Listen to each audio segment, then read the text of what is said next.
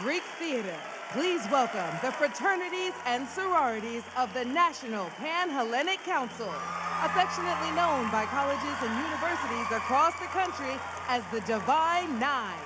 Collectively, they represent more than 100 years of unique brotherhood and sisterhood, with a rich history and legacy of service that stretches far beyond the college yard. Today, they are here to celebrate the freedom of Juneteenth.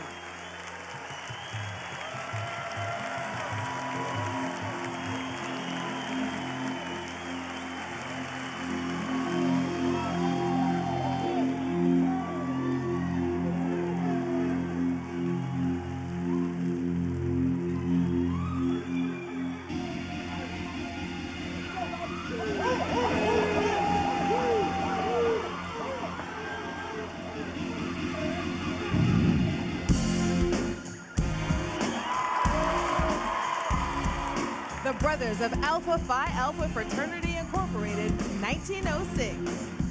The Ladies of Alpha Kappa Alpha Sorority Incorporated, 1908. The Brothers of Kappa Alpha Psi Fraternity Incorporated, 1911. The Brothers of Omega Psi Phi Fraternity Incorporated, 1911. The Ladies of Delta Sigma Theta Sorority Incorporated, 1913. The Brothers of Phi Beta Sigma Fraternity Incorporated, 1914. The Ladies of Zeta Phi Beta Sorority Incorporated, 1920. The Ladies of Sigma Gamma Rho Sorority Incorporated, 1922.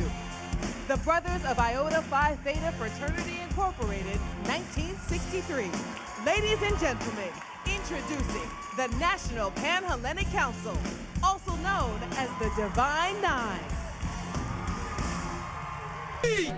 Represent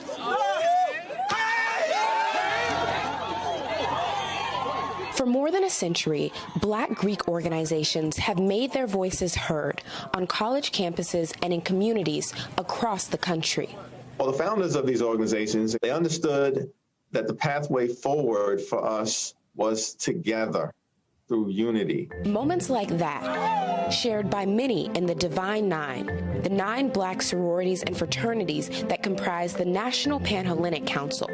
Vice President Kamala Harris has been outspoken about the impact her sorority has had on her.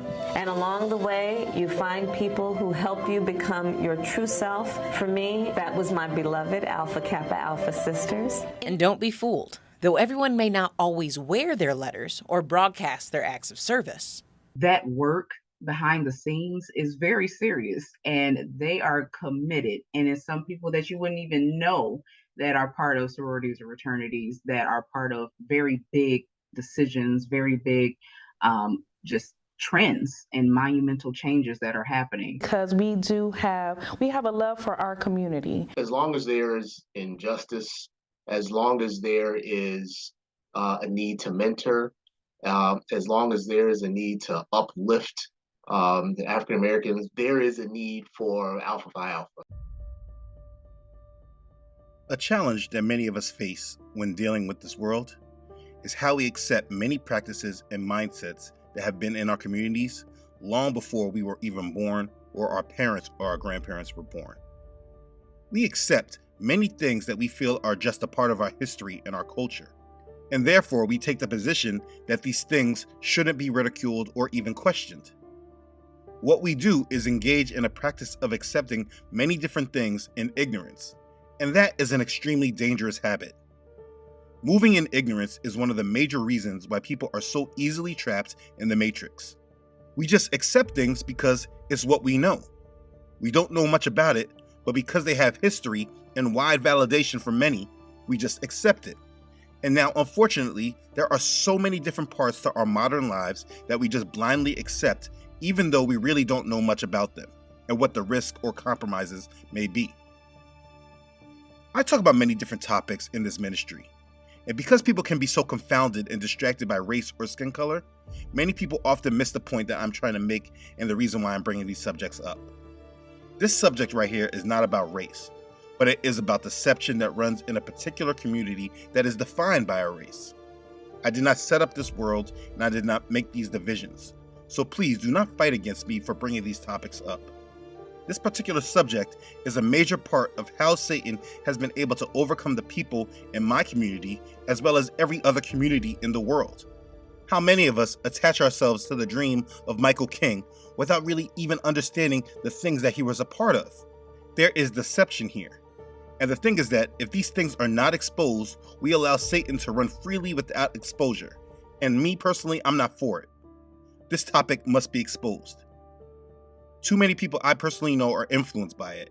Too many people have family members or significant others, people that they're trying to bring out of these organizations and from this influence, but they can't formulate the right words to say to it. This all needs to be exposed so everyone can understand the truth. Now, for you, if you feel this is not for you and you cannot find value out of this information, then please move on. I again want to be clear that this is not a black issue, but a worldwide issue. I promise you that there are many that have been exposed to this, and this information will do a great deal to bring clarity for many and help them gain the strength and wisdom to recognize the trappings of Satan and how he was allowed to enter into what we call the black community in America. So with all that out the way, let me introduce you to this topic. As a majority, we have probably heard conspiracy theories about secret societies. There is no limit to the chatter about many groups like the Freemasons, Bilderberg, the Jesuits, Skull and Bones, etc. Many people have heard of these groups, but most don't know a thing about them and if they really matter or not. I assure you that they do, but speaking about all of them will take me places for time's sakes I cannot go. I've spoken about these topics before. Anyways, the point I'm making is that the fact that there are secret societies is not very secret. It's more secret about what these groups believe in and why they exist in the first place. The point that I'm getting at is that we've heard of secret societies and that they exist. And with that understanding, one thing I don't think that is well known is the existence of black secret societies. Let me be clear that I don't like referring to this segment of the population as black people, but for time's sake, this is how I will refer to the descendants of the transatlantic slave trade in America. So yeah, people don't think about black secret societies because it is well known that over the course of history in the United States, power has never been truly given to the black community. This is why we saw the civil rights era and even no campaigns like the deceptive Black Lives Matter. It's because there was no power in the community. So I know, it kind of sounds odd to hear of black secret societies. When I first was exposed to it, it kind of threw me off. Because what is the deal with them? If there is power in those other white secret societies, that should mean that there is power in the black ones as well, right? The answer is a clear yes, but it's too deep to discuss right now. The fact I'm getting to is that black secret societies do exist, and it has been the primary way of access Satan has had in order to infiltrate the black community in America. Because they're secret, it was a good reason why the infiltration was able to occur. Nobody knew certain men and women in their communities were compromised. So when we saw them, we looked at their status and their rise that we thought that was based upon education and hard work, never really realizing that they sold out in order to sell us out. I've gone over these black secret societies in other videos. I spoke directly about Prince Hall Freemasonry, and I spoke directly about the Black Boule. Two topics that are extremely important if you want to understand these black secret societies. Again, please know that the secret is not that they exist, but the secret is what they actually do and what they believe in and what they practice. But here's the thing.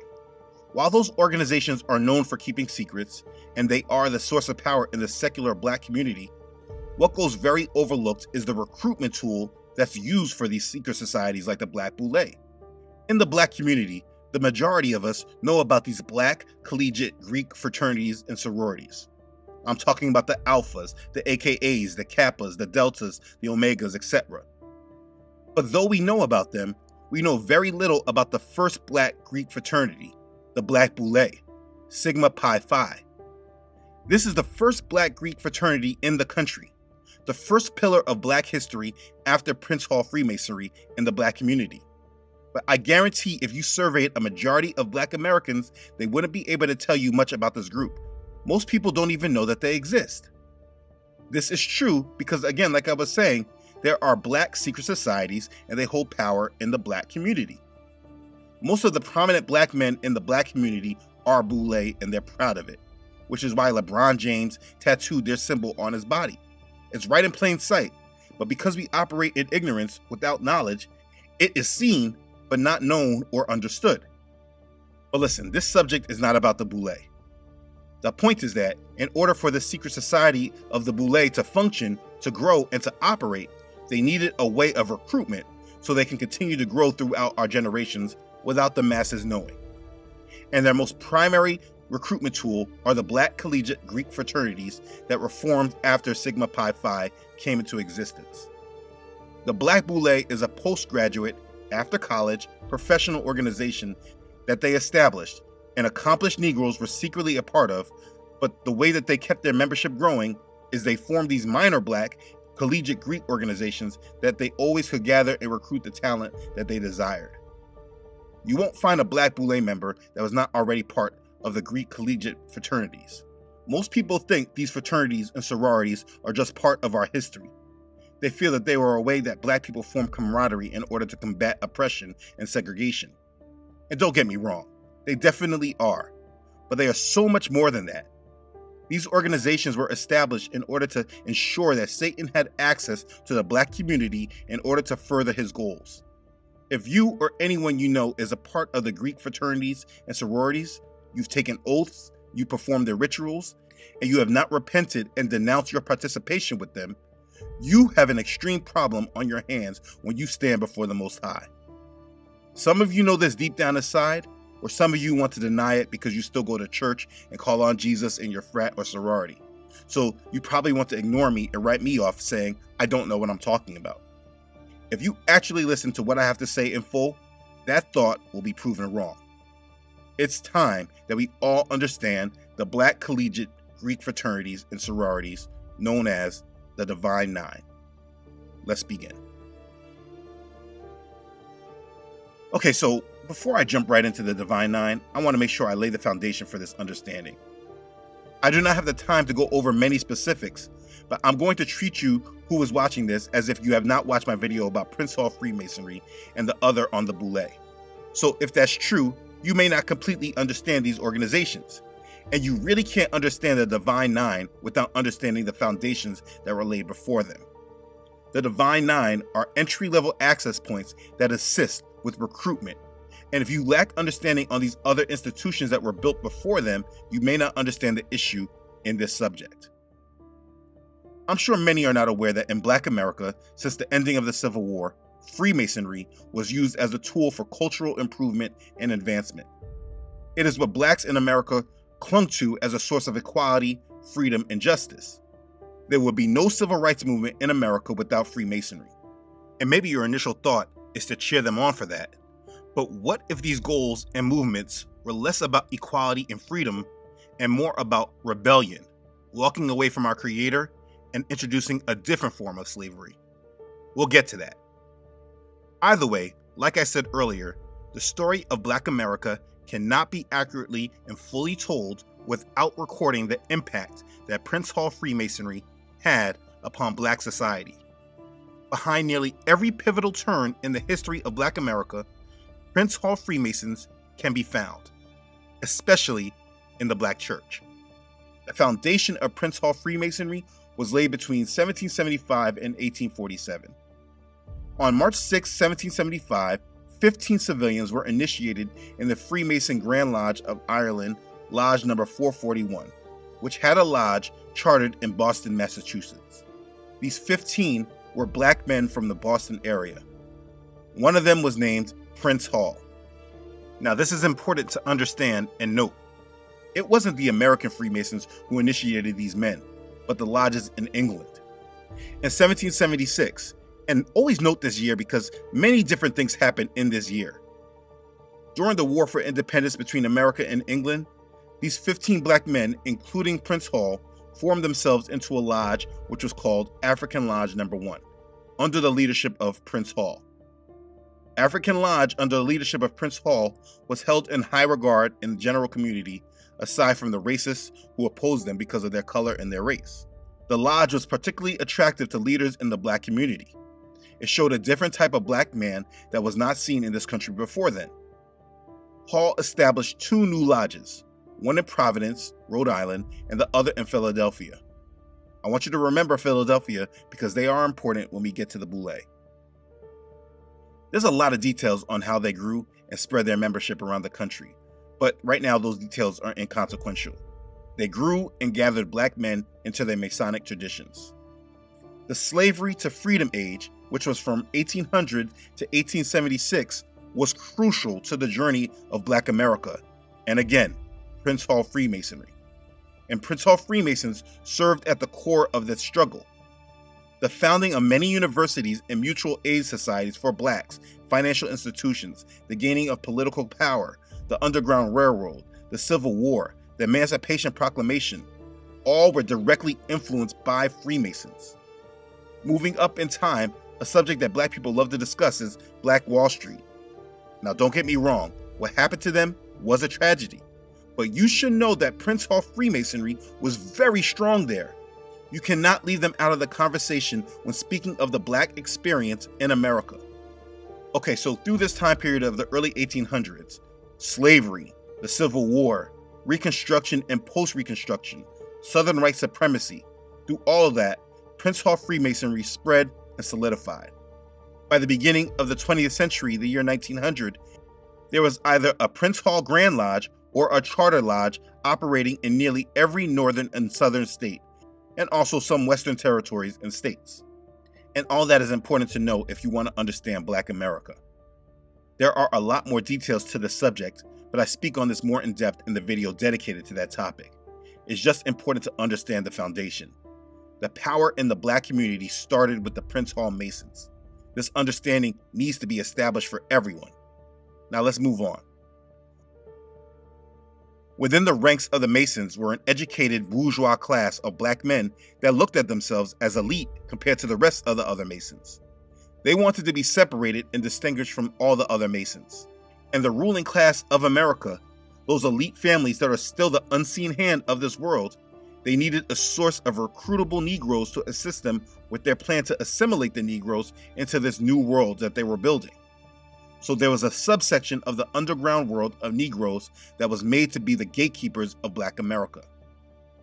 On their website, and yes, they do have a website, they say this about themselves. Sigma Pi Phi fraternity is also known as the Boule, which in ancient Greece was a council of chiefs.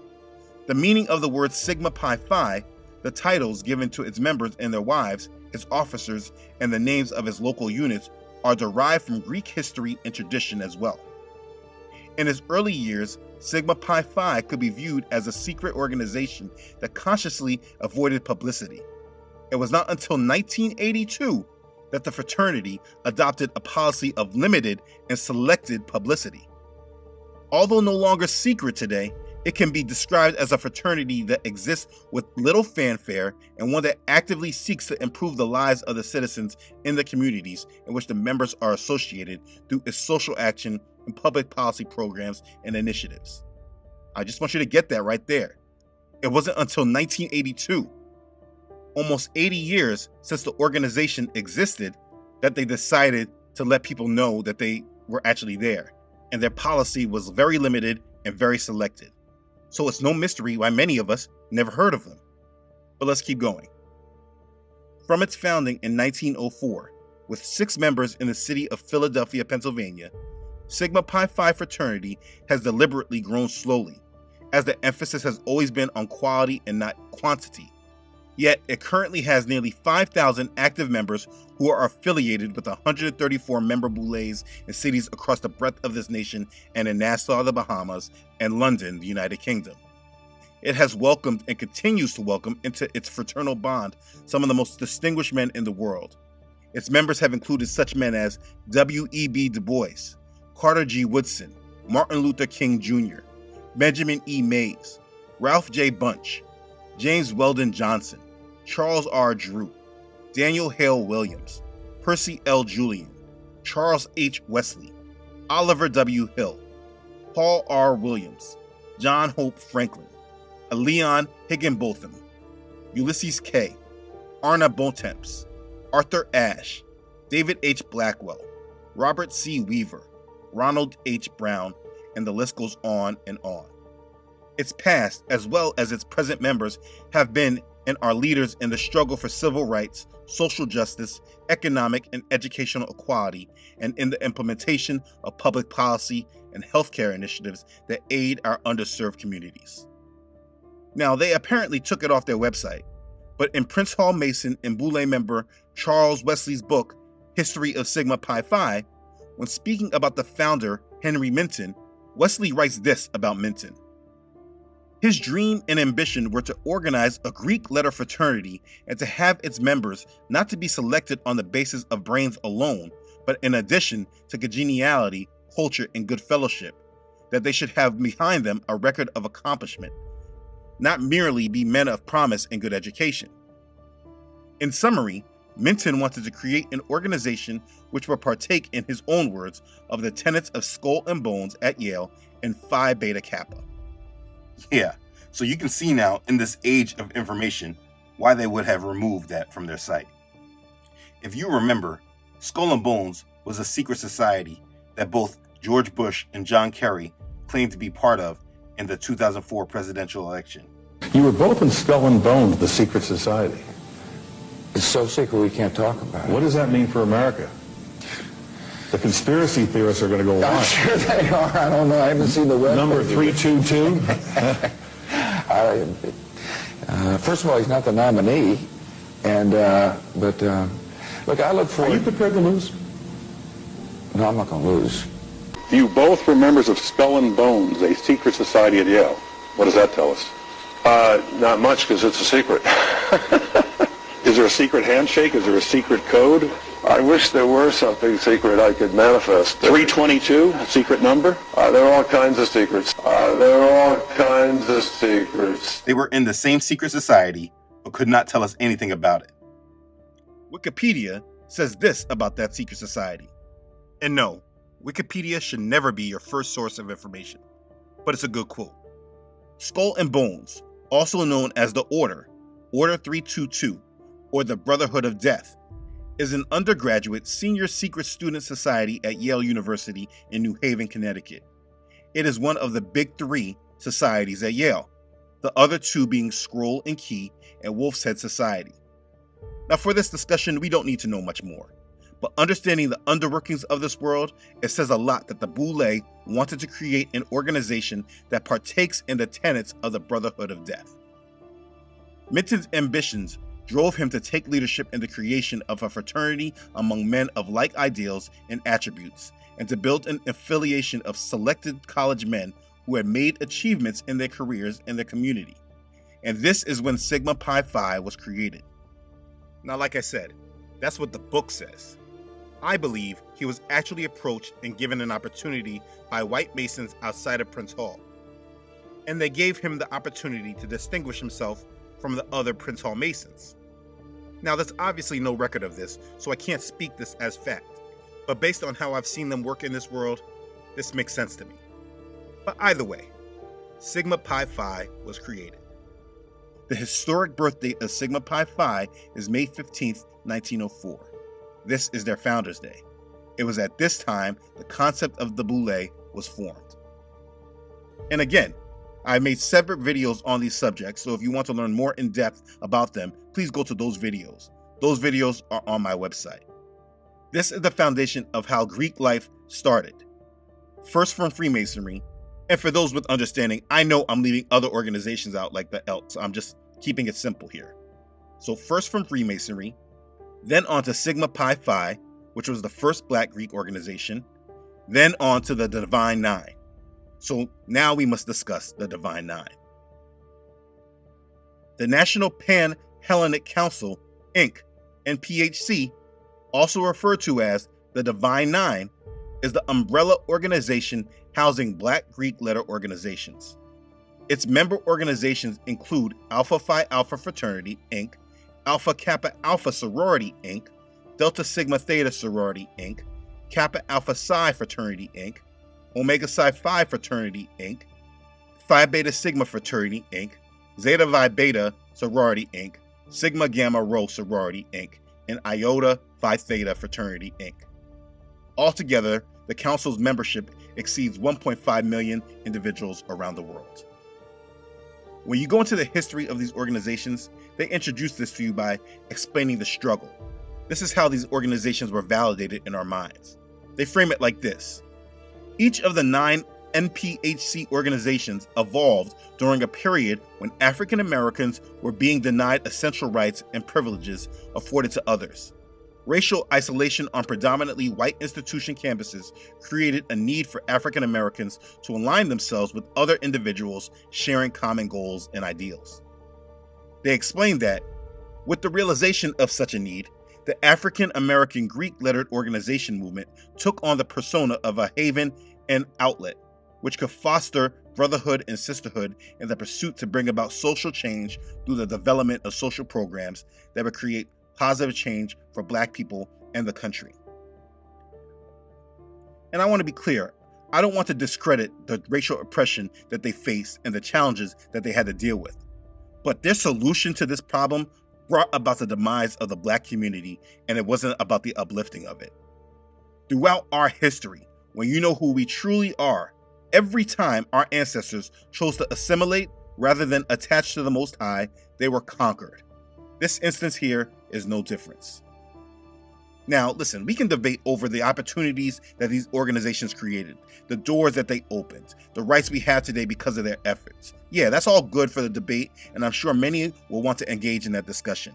But for time's sake, let me make sure I identify my problem, the separation, and the split. You personally may not share this perspective, and if this is not important to you, then what I will be saying later means nothing to you.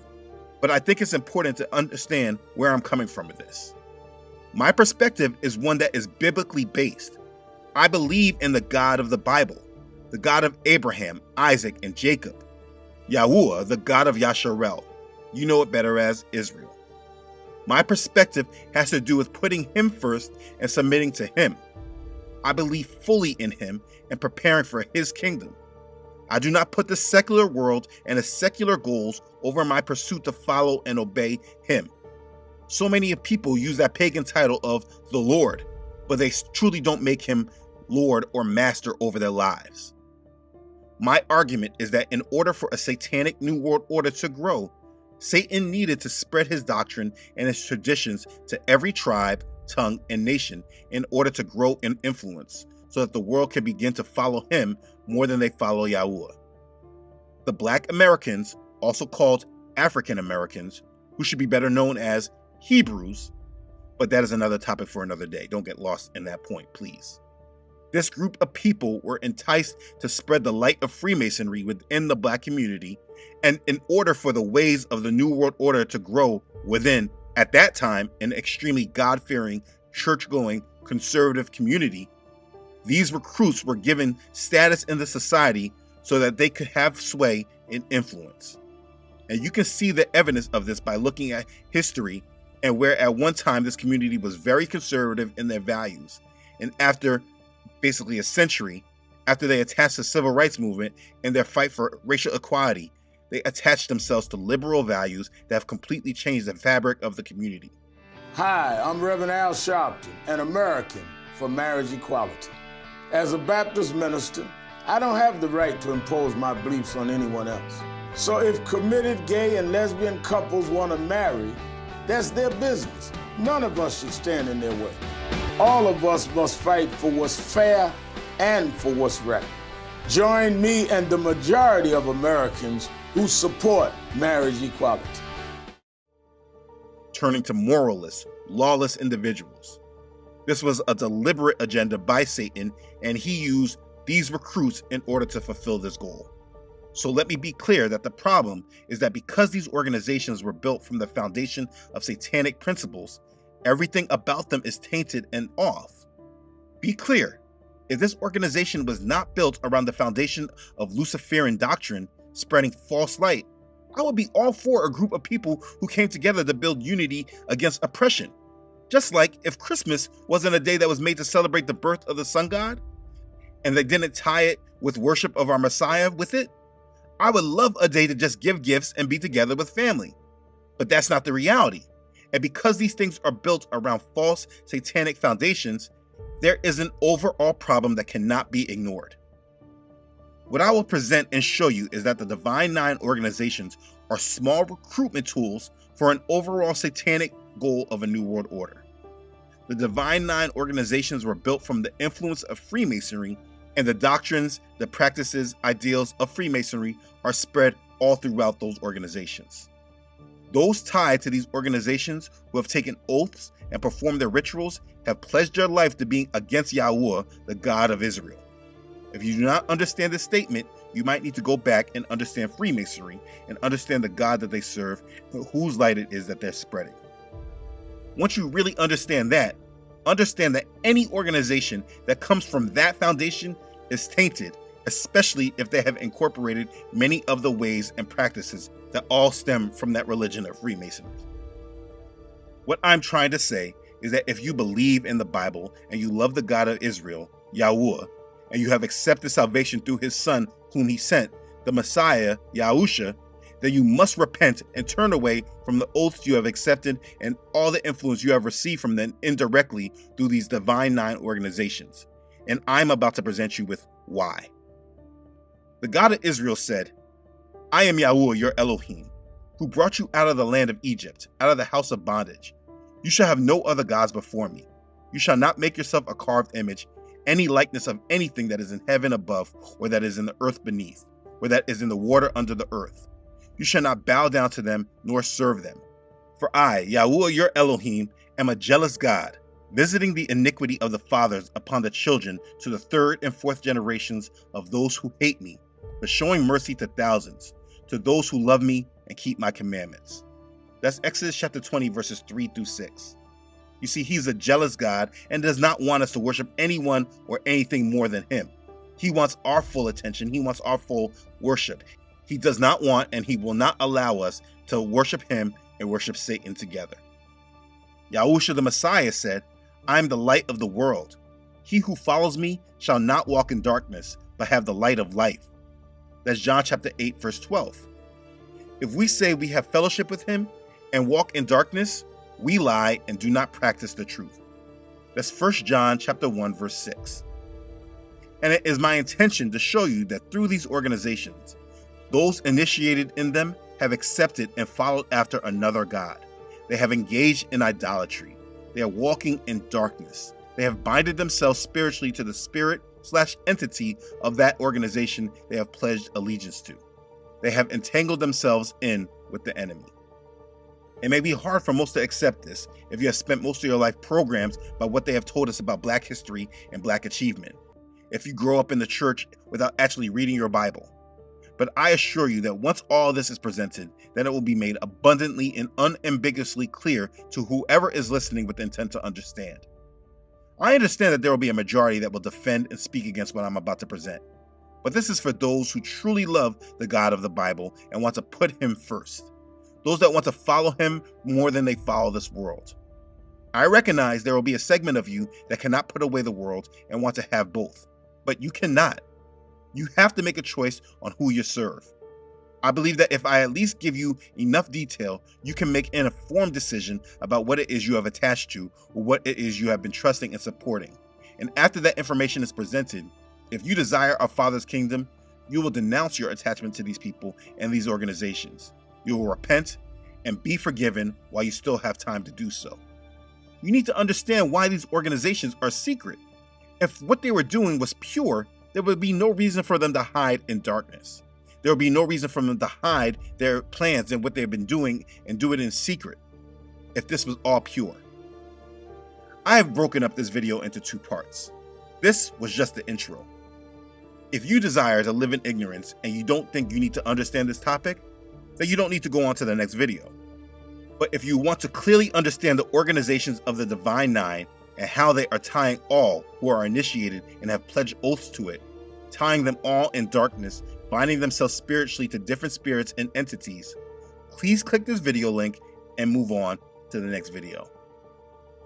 Either way, be blessed. Hallelujah. Praise Yah. Okay. It's okay if you're not interested in the next video. That's your choice.